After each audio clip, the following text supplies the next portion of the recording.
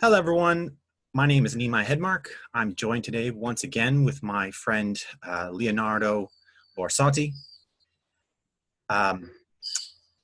Leo comes from a background of telecommunications engineering.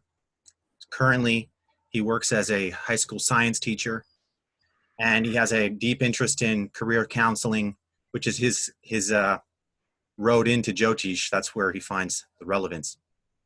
I just wanted to make sure I introduced him a little more sensibly this time around. How are you doing, Leo?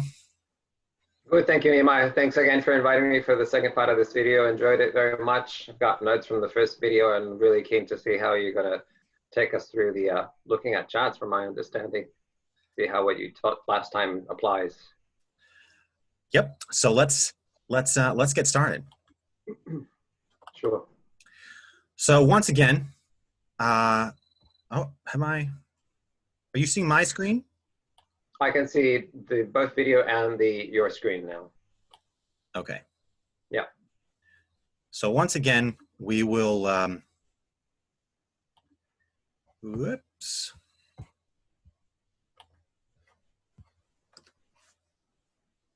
Start off by offering our respect to our teachers. We chant the mantra Om Jnanati Mirandasya Gina Gina Shalakaya Chakshurum Minitam Yena Tasmai Shri Gurave Namah. Om Gurave Namah, Om Gurave Namah, Om Gurave Namah. So, where we left off, we'll just have a quick review of the basic principles. We discussed that that the seat of faith was the 12th house. And we discovered that the faith kendra were the houses 12, 3, 6, and 9. That these houses were pivotal to the functioning of faith.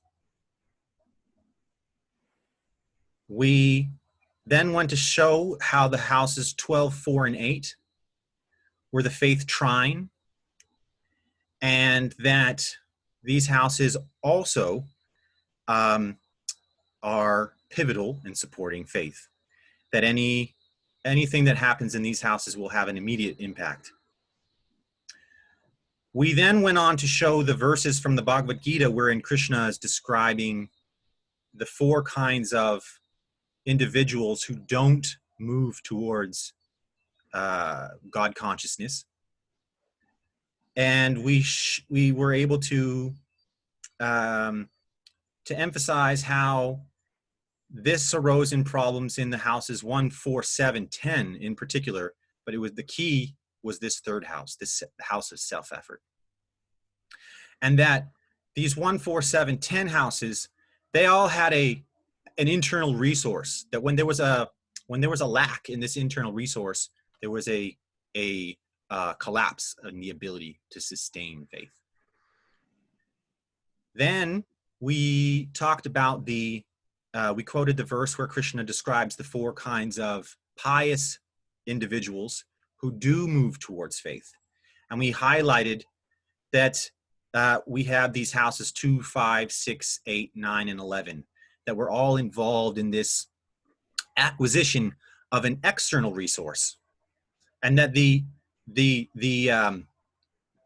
obstructing factor had to do with the fact that you actually had to make the effort to get this external resource. So this is the most basic. We're from this, we're looking at the houses that we should be looking at. The most important of which is the 12th house itself. And on some levels, we could say the 4th house, because the 4th house is part of the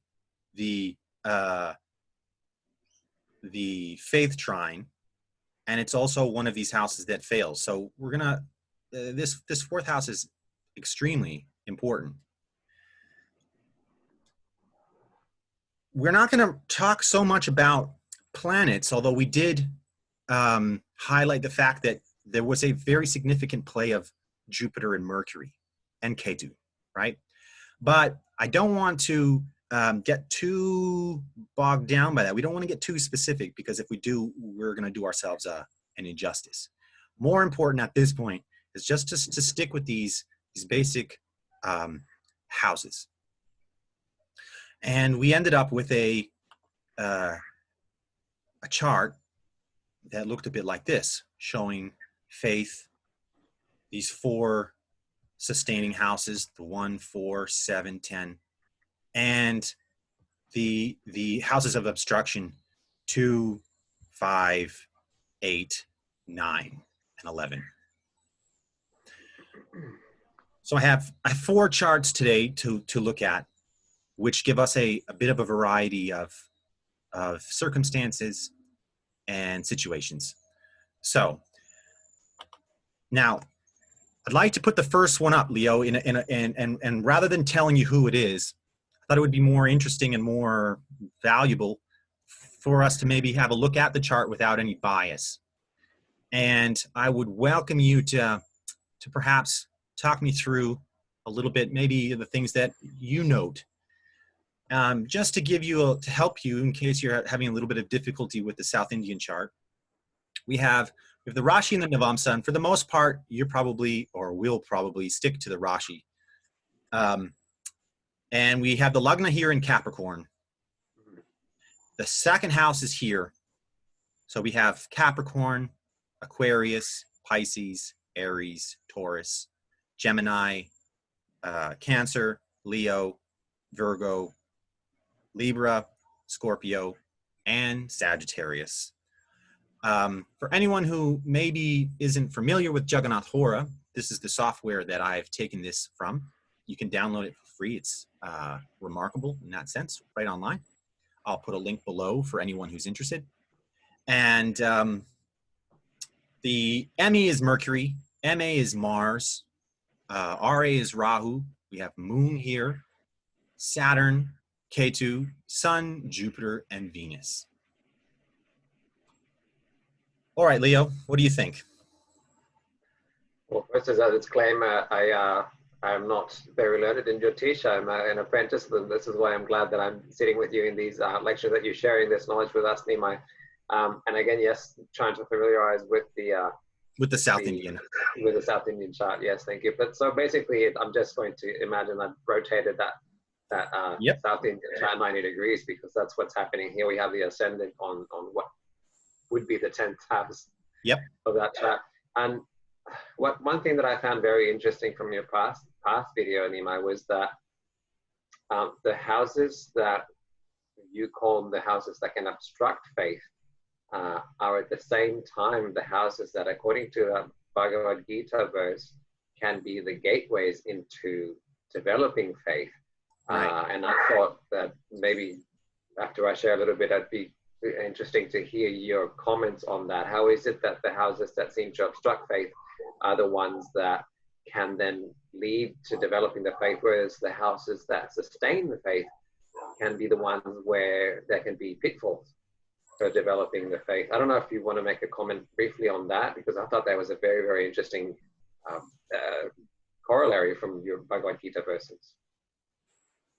Well, the experience is outside in, right? We're experiencing the world like we're interacting with the outside. And so the obstruction houses are really, they have a lot to do with our dealing with the world and the world's interaction with us. And those are the points where we run into suffering factually. And so there is this searching, this natural appealing to whatever's out there to achieve relief or success, even if it's thrown out as a whimsical, God, if you're out there, if there is a God, please help me. So it's under these moments of pressure. The 4 sustaining houses, the Kendra, they are all they're all intimately related to you, because they are actually They're actually faculties of this. We're dealing with this, what we call it D. So it's actually aspects of self-nature that are more or less covered over. And when they're more covered over, you don't have access to them. And when they're less covered over, they shine through. So there's a little bit of like, you don't necessarily know you don't have something when you don't have it, unless you become aware of it on some level. So the other houses, factually, that you've gone and pursued things, they actually help you become aware. So it's an interesting point, which will, when we get to the end of this, we'll develop ever so slightly further. Lovely. So look, I'm going to take my guess. Sure.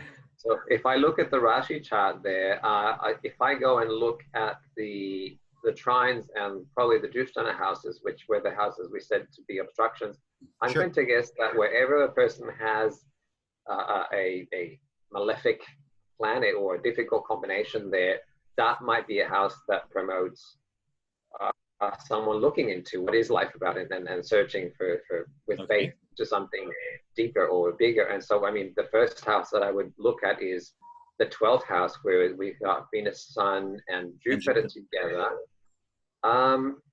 You could say the Sun can be a harsh planet there, Venus in its own domain, Jupiter also in its own, well, not exalted actually. Venus exalted there, am I correct, Nimai? That's Venus in Sagittarius, so it's not exalted. Oh, sorry. Okay, so sorry. Yeah. So Jupiter in its own house. I don't know. I'm not going to take a guess there. Am I correct to say Saturn is in the 6th house, though? Saturn is in the 8th house. 8th house. Okay, so yeah. Okay, so I'm going to take. Sorry, I'm reading it. Right. Yeah. Okay, so the 8th house. So I'm going to guess that Saturn in the 8th house would be a house that would give some probably hardships to this person, and therefore promote that this person is looking for deeper reasons for life. We're going through some difficulties. 8. So sorry. 1, 2, 3, 4, 5. Okay, the moon is in the 5th house, Rahu in the 4th. So I see more planets in Kendra. Oh, sorry. So the moon is in the trine in the 5th house. That's a benefic planet there. Perhaps. Yeah, I'm not sure. I'm definitely thinking that Saturn in the 8th house is something that would promote this person to search for faith. Ketu in the 10th house could be something that undermines faith, based on the fact that the Kendras are sustaining planets for faith, and if Ketu's there, then that might be draining some of that energy or not providing the internal resources to gain, to sustain this. Yeah. What am I trying to say? Rahu and Ketu in the Kendras might undermine that internal resource, that D that you were just talking about, and therefore promoting also faith. Maybe I'll leave it at that. I'm going to go for Rahu, Ketu, and Saturn providing some leeways into this person developing faith. Now, I really wanted to highlight this chart for a couple of reasons. So number one, looking at the 12th house is this is where we started. And we would begin to feel inclined to expect this person to have some, spiritual inclination based on this Jupiter and Sun being in the 12th house, right? So it's a reasonable starting point, but we have to be ever so slightly careful there. Then we see that this Kendra is pretty stacked with malefic. This is on first look, that would be a little worrisome. We have something going on here, right? So if we share who this chart is, this is the chart of George Foreman, who is a Hall of Fame boxer, and he would become a Christian minister. He's one of the most legendary boxers of his era, with notable fights, like the Rumble in the Jungle with Muhammad Ali. He's quite an amazing person, and he had an amazing set of circumstances. This is actually probably one of my favorite stories. So, beginning with, we notice that we have this Mercury-Mars combination. Mercury-Mars is a very intense, and this is an exalted Mars. And in his youth, he would have done, like going through his teens, he was doing Mars Dasha. Now, this Kendra is problematic, but we, again, have to be a little careful with our conclusions. Because if you'll notice, this Mars is the fourth lord exalted.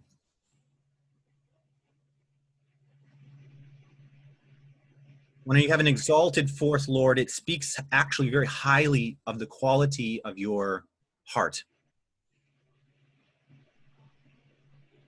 So in his youth, he came from a troubled background, and he did actually spend some time in crime, mugging people. You know, he was using this Mars in a very negative way to achieve his goals. And he was very angry. And eventually he would dedicate himself to the discipline of boxing. You can see that this Mercury and Mars aspects by Rashi Drishti, the Aruda Lagna. So he would achieve some great success based on, ooh, it looks like my computer's not plugging in properly. What is going on?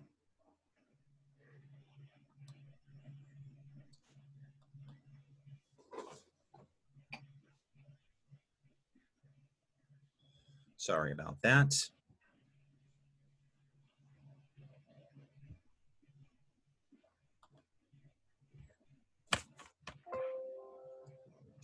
Brighten this back up. And back in. Sorry, Leo. Oh, good. So he would, this Mercury and Mars would push him, and it would be the source of his rise, which he's gonna become famous through fighting initially, right? See this third house. He's gonna and he achieves great height, and he achieves it mostly at the peak of the Mars Dasha. Then we're gonna transition into Rahu Dasha, right? Now, just in this Rahu Dasha, we have two things to note. This Rahu is the oh, sorry, I don't have my pointer. This Rahu is the lord of the ninth, as well as the lord of the 11th. But and the oddity rule is that when a planet owns two houses, whatever sign type, so here's in an odd site, so he's going to prefer the other sign. So actually, he's acting more like the ninth lord. So he is looking with desire in this moksha trine. So we are expecting something to go down. We won't say positive, negative, but we're expecting something. And during this time, he describes how, well, at the beginning of this Saturn, we have a Saturn Antardasha. He loses to Muhammad Ali. This is where his train, no one had knocked him down up until that point. And notice how this Saturn is the Lagna Lord in the 8th, right? So in this period of time, Saturn in the 8th, you expect that he's gonna be humbled. He's gonna experience very deeply humiliating. Doesn't have to be that way. I don't want to scare anybody, but he certainly felt it that way. And he describes that his loss to Muhammad Ali was one of the best things that ever happened in his life.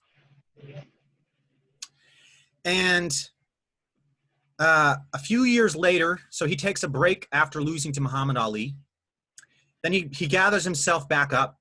He comes back. He has I think he comes back. He wins 2 fights, and then he's getting ready to fight Muhammad Ali again.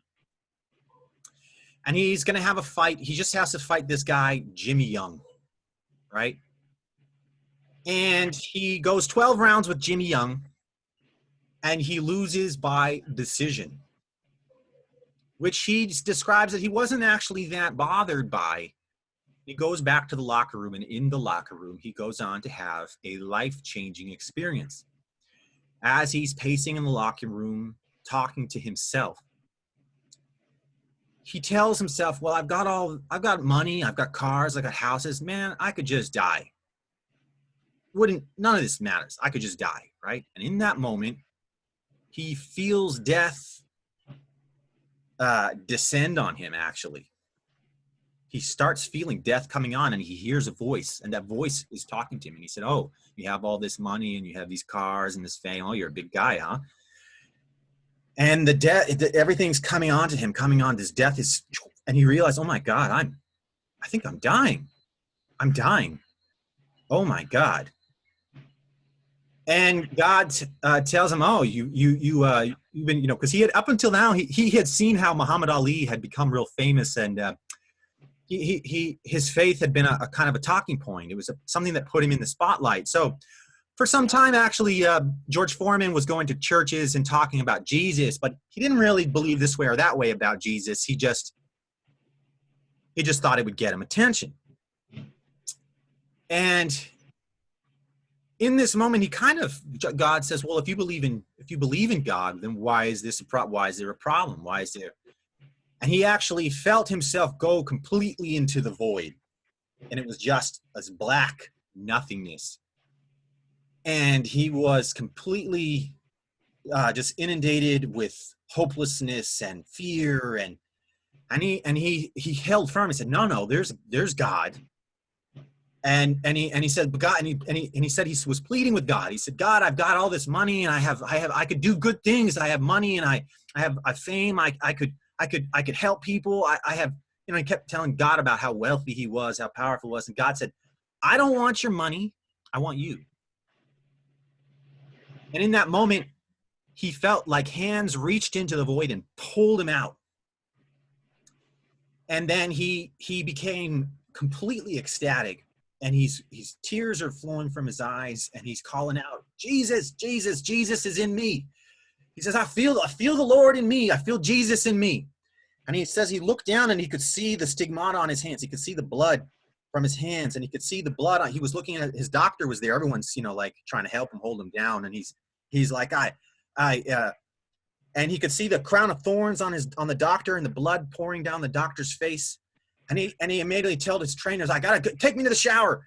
And he goes into the shower, and he's being washed. He says, I'm saved, I'm clean.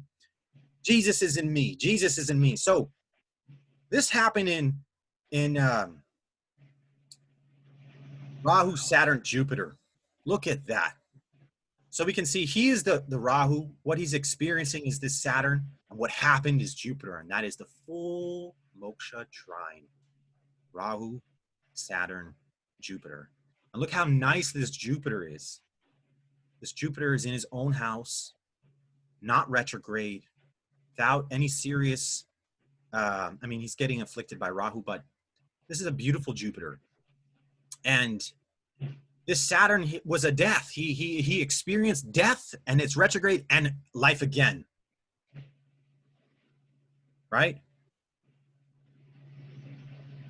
And almost like you were saying in the last video, the bursting of the bubble with that Rahu, which is not the real friend of Mercury, even though they're co-lords there. Yep. It was his, he was, but in the end, really, this Rahu helps him. But by the pursuit of wanting to achieve happiness through this fighting, he thought that if he achieved everything he could achieve through that would make him, he said he was filled with hate. He described how when he would hit the punching bag, he would see Joe Frazier, he see Muhammad Ali, these people he had hate for. And after this moment, he's a completely different man. And he goes back to his hometown, and you'll see now he takes up Rahu, Saturn, Mercury dasha. And this Mercury is the other ninth lord, and it comes to the first, right? So in this time, he starts applying his effort he becomes he starts preaching about Jesus on street corners. You know, he had been going to churches before, but no one took him serious. And he had one friend, he said, you know what? I know where you can preach about. You want to tell the world about Jesus? I know where you can tell the world about Jesus. And he would take him to street corners. He went on almost every street corner in this, you know, all over Texas, Louisiana. And the most beautiful part of his story that I find incredible is that he didn't have a relationship with his father. His father was an alcoholic. And one day his father would actually see George Foreman preaching on a street corner, and he would listen to him. And his father recognized that George Foreman had something and that he was a different person. And his father wanted to have what George had. So his father started coming to the church where George Foreman would preach. And he gave up alcoholism, and he became a good man. And they would, George Foreman would call him, he'd call him brother, and he would call George Foreman reverend. It's a beautiful story. You can go on YouTube, and there's videos where, maybe I'll link one, where George Foreman describes his experience. So there's two really cool things that we should draw from this, is that we shouldn't jump to conclusions about anything. We have to look a little bit deeper. That these Kendra, they started in the beginning, they were showing that he was actually failing. His self-effort was being misplaced. There was a point when he was mugging people, but his heart here, this heart is exalted. He's actually a very pure person. This is someone who is very pure at heart, and it didn't sit with him. And it actually pushed him to become disciplined and to become a boxer. And this would be the starting point, actually, of his spiritual evolution. Any thoughts, Leo, from what you've seen here? Just with what you mentioned now, Nimaji, that the fact that the ascendant is the sustainer of the house of faith. Yeah. With the comment that you just made of how that discipline, well, eventually directly or indirectly ended up nurturing that 12th house. He's failing in the beginning. This Kendra's failing him in the beginning. And by this experience of Saturn here, exaggerated by Rahu, he get completely transformed. And then notice that this Aruda Lagna is also in Pisces, and it's aspected by Jupiter and Sun. So part of his fame is also the fact that he's a teacher, he's a preacher, that he's a very noble religious person. That's what you're also seeing. So here's our next chart, and we're gonna kind of build on, because last time we noticed that we had I put this chart in here specifically because we had the Jupiter in the 12th house. Right? That was our first clue. We were, oh, this person's probably a good person. I had the same feeling that you had, which is, oh, look at Jupiter in the 12th house. More than likely, we're going to be looking for something good in this person. The ascendant is here in Virgo, right? Yeah. This Saturn, Mars, Rahu's in the 3rd house.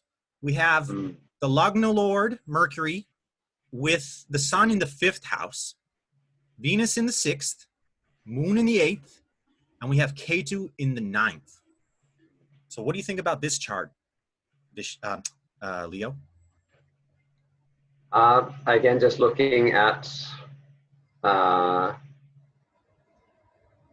Kendras. Hang on, I'm still trying to get the grasp of my mind naturally goes to that South Indian chart. Yeah, let me help you.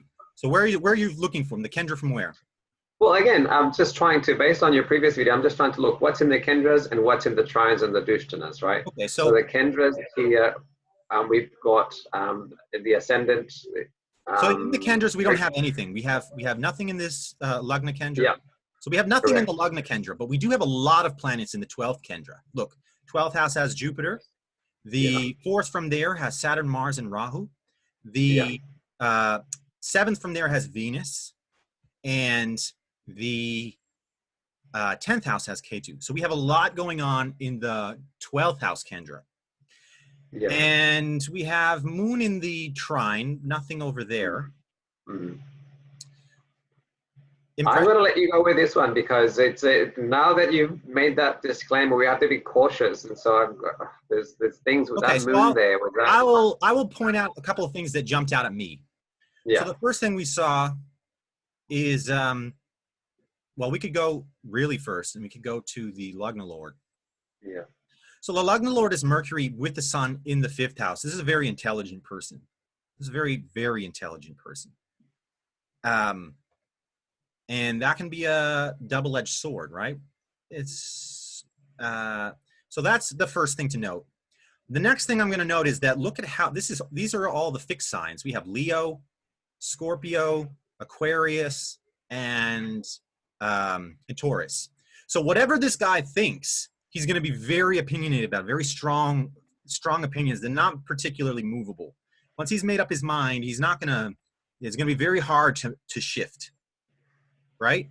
So that's the next thing we notice. Now, we have this really serious house here. Saturn, Mars, and Rahu in 3rd. That's heavy. This is a very serious house. Now, we don't want to jump to conclusions and say that this is going to be a bad person. We can't actually make that statement from there. But what we can say is that he's going to be very forceful with what he does. Yeah. And this is a lot of tamas. The tamas grahas, almost all of them are involved in this trine, right? We have Saturn, Mars, Rahu, and Ketu. These are all the tamas grahas, and they're all in this 3rd house, 9th house trine, which is a very important trine. We talked about in the story of Jupiter and Mercury, this 3-9 axis being very important for this 12th house. So that's my initial impression. Now, Jupiter is very nice here. This is Jupiter in Leo. This is a very shining Jupiter. Could the retrogression be a problem? It could be. It could be. But so we'll reveal who this is. This is the chart of Bill Maher. For those who are unfamiliar with Bill Maher, he's a comedian. He starts out as a comedian, and then he gets a TV show called Real Time with Bill Maher, which is more or less a political commentary show. And then he becomes quite a influential and notable political commentator.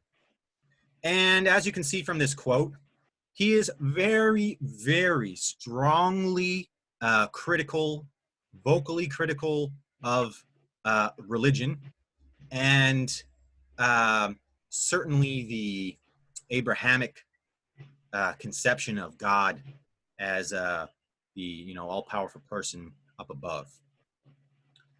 His chart is very interesting. So let's see, where's the best place to put this? I guess we don't really. We have his birth date as January 20th, 1956. Time is 10:32 in New York, and I'm just going to put that there. So we're going to go straight into a little bit of his life because it'll set everything up for us. Up until his 13th year of life, he grew up in a Roman Catholic family. You can see that there is some ethics behind him. And at the age of 13, his dad would have a philosophical fallout with the Catholic Church on the issue of contraception. And you'll notice that you have the dasha of Venus and Jupiter. And this Venus is the lord of this 9th house. So we're going to have something going on with the 9th house, and we're going to have something on with Jupiter. Now, when we look at his chart, because his moon is in the 8th house, we can look at his Vimshottari from 2 different starting viewing points. We can look at it from the Janma Vimshottari, the regular Vimshottari, or we can adjust it and we'll use the Adana Vimshottari. And when we use the Adana Vimshottari, this is a little bit more personal to him. And it shows something very unique. Here we have the moon. Now, in our tradition, we accept that the moon is the co-lord for Taurus. You can see it working very beautifully here. The father, the moon, who's the 9th lord, he's leaving Dharma. And he's leaving Dharma on the topic of the womb. At the same time, Bill Maher is going to find out that that his mother's actually, his Hungarian mother is actually a Jew. She's actually Jewish. She comes from a Jewish background. And this is going to open his mind to the broader world of religious thought, and is going to introduce his mind to the critical thinking. See, this Ketu here is like a debilitated Ketu. This Ketu is not happy, and although Ketu can be good it can give you very, very deep faith if it's well placed. Or it can give the reverse, or it can give no faith. It can just be, so this Ketu is extremely critical. It's just cutting, cut, cut, cut, cut. So this begins in this period of time. Now, there's something else we will have to note, which is, in the very beginning, we saw this Jupiter. And we would have thought, oh, this is someone who's spiritually inclined. Now, something kind of subtle would be missed by probably most, is that if we go down to the degrees here, we see the sun is at 6 degrees and we see Jupiter is at 6 degrees. This is called a Charkarka Yuddha. There's a battle between these Karakas. And the higher one is going to lose in the end.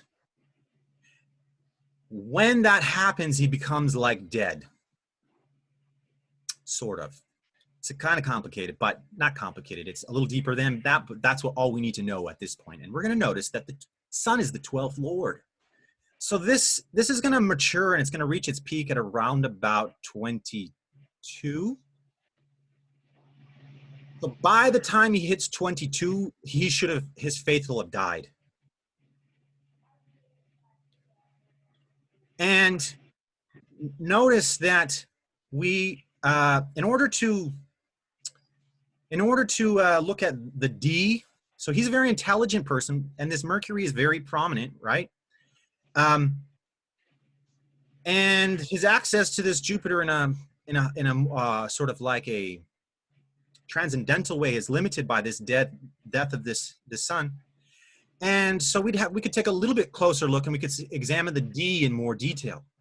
This D, this buddhi, this discernment, it comes from 4 planets. The tradition looks to 4 planets that give real intelligence. The first is Jupiter. The second is the sun. He gives enlightenment, right? And then the second 2 are a little more unconventional.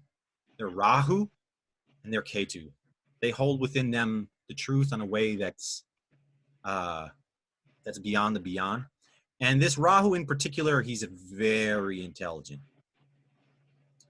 And this Ketu is very intuitive. That's another kind of intelligence. So we would look for any association of any of those with the Lagna. And we see that we have none. We have 0. We don't have any, and we need to see that from Rashi Drishti, because Rashi Drishti is permanent. Graha Drishti won't do it. Graha Drishti shows the desire of the planet. Rashi Drishti shows a permanent connection. And we see this, we would look for the other movable signs. We're looking at Virgo, Sagittarius, Pisces, and Gemini. And so we have nothing. There's no D. So he's a very intelligent person. This is a very rational person, but he has no discernment. And then we come to our next problem, big problem. So he has no discernment. So how is he acting? Because this discernment actually is the judge of how you act. The fire trine ultimately is about how you act, the original first 5-9. And now we have this big conglomeration of intensity of how he's acting, right? And he is famous for he's extremely sarcastic and very acerbic. It's very, he's kind of a sour person, and he's highly critical of either, the leaders. We have Drishti going there, or in particular religion. And he would actually become famous because of taking shots at religion in particular. It's his stance on religion that brings him into the foreground. It's his stance on, he would go on to make a movie called Religulous, where he's pointing out how ridiculous religion is. And we can see that goes on in Rahu, Saturn, Rahu. fully in this period of the third, right? So this is actually like one of those asura, not asura, that's not the wrong, one of the combinations of people who don't, he fits into the category of Mayaya Pritagyana. He strongly fits that bill. He's completely misplacing his efforts. But we have to go back to Krishna's original statement, which is that everyone has faith, they have a belief, and they manifest that belief.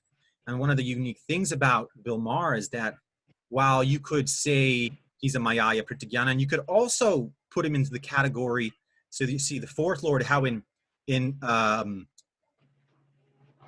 Foreman's case, he was saved by the fact that his fourth lord was exalted, that actually he was very pure at heart. But here, this fourth lord is, well,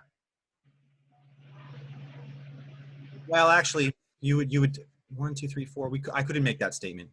The statement I was going to make. You see someone who's actually a relatively good person, and that shines out. This is not a person of low ethics. This is a person of very high ethics. He's just a materialistic person, and therefore he is strongly opposed to the ideas of religious structure. Actually, he is someone who one of his biggest criticisms of Christianity and the Abrahamic religions in general is their treatment of animals, their perspective on animals, that animals don't have souls, that God gave dominion over animals, and that meant that human beings were free to do what they like with animals. And he is a very strong, he's been a very strong and vocal advocate for organizations like PETA, People for the Ethical Treatment of Animals. And he's also someone, notice how this Mercury is the Atmakaraka, so speech is a very big deal. And so he's constantly fighting against infringements on freedom of speech. He's someone who's very strong, standing for the autonomy of the individual. Is Jupiter. So he's Jupiter and Leo is about the autonomy, about self-responsibility, about the individual. And so we get a very big combination, a broad spectrum of all the principles that we learn in the first series from this chart. Now we'll take a. Yep, go. If I may, I find it very interesting what you were saying about the 4 planets that indicate that intelligence, or that intellect that you were talking about. The buddhi, yes, correct. Discernment, and I was thinking of Rahu Ketu, and I was thinking of the story that the scriptural story of Rahu. He is the only demon who actually can see past the illusion of Mohini Murti distributing that nectar. So it's not so when that Rahu is well placed in that buddhi combination, yep. I guess it's that ability to see beyond. Yeah, he's beyond the surface. You can look a little deeper. You can look. He gives you the sight of the beyond. And so unfortunately, in this chart, beyond, which are both. So that's not happening. In this case, exactly. Then it's that third house. Yeah, it's not happening, and then therefore it shows you saying that third house is how the effort manifestation of the faith, and it's not happening, even though it's a very ethical person, as you were saying. Very interesting. So we're gonna take a slight break there, and we'll come back to do the second 2 charts.